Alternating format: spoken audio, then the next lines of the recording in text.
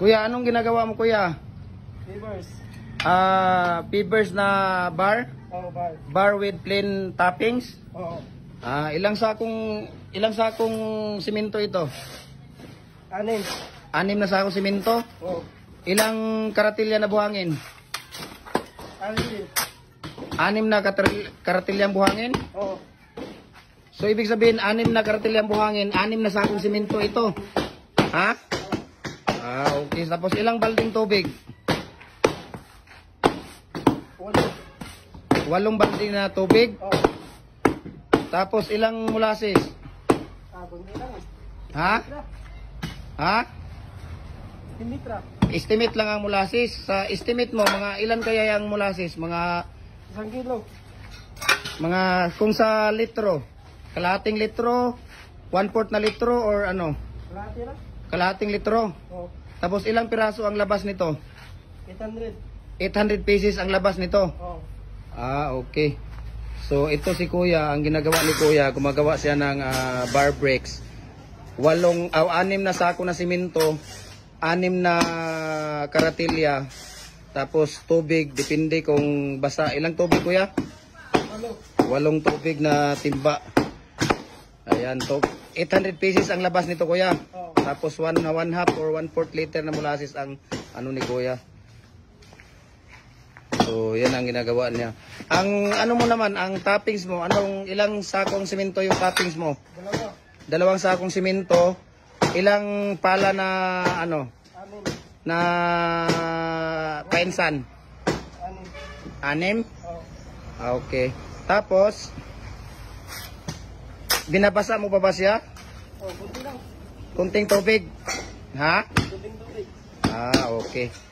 So, yun pala, idol, yung mga ano ni Kuya. Ano pangalan mo, Kuya? Wilfred. Wilfred? Oo. Wilfred, ano apelyido mo? Sinangguti. Ha? Sinangguti. Sinangguti? Ayun, si Kuya Wilfred. So, thank you so much, Kuya, ha? Thank you so much, Kuya, sa pa-unlock mo sa aming ano. Ayun, yung mga tirada ni Kuya. So, yan, no? Idol yung ano niya.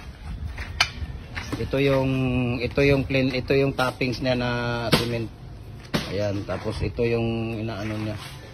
So tama ba yung sinasabi mo, Kuya, na ano? Na 6 na karatilya, 6 din na simento? Ha? Kasi ang dami naman. Kung 6 na, so ibig sabihin isang karatilya, isang simento?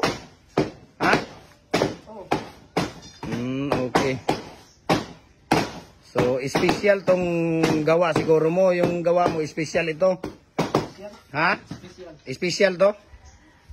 Kaya pala. Kaya ako nagtataka, bakit ganon ang ano. Para hindi maligaw yung ano natin. Yung mga viewers natin at saka followers natin. Kailangan nating ano talaga sa kanila. Bakit ganon? Para hindi. Special pala tong gawa mo. Okay. So, yun pala, idol. So, bakit pala 6 na sako saka 6 na sakong karatilya? Dahil ang gawa ni Kuya special.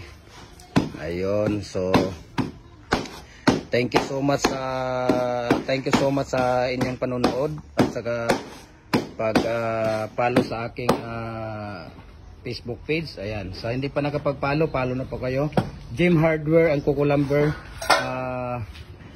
Balulang Brands at saka Jim Hardware ang Kukulamber Kanituan Brands. Ayan, tapos sa Facebook account ko, Felix Tan Pagikan Jr.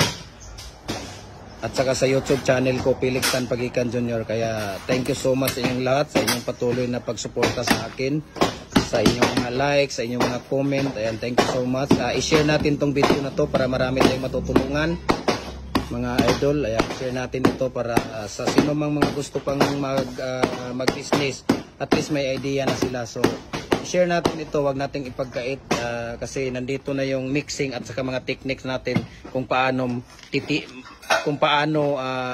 matibay at saka matigas ang gawa natin. So thank you so much for watching, guys.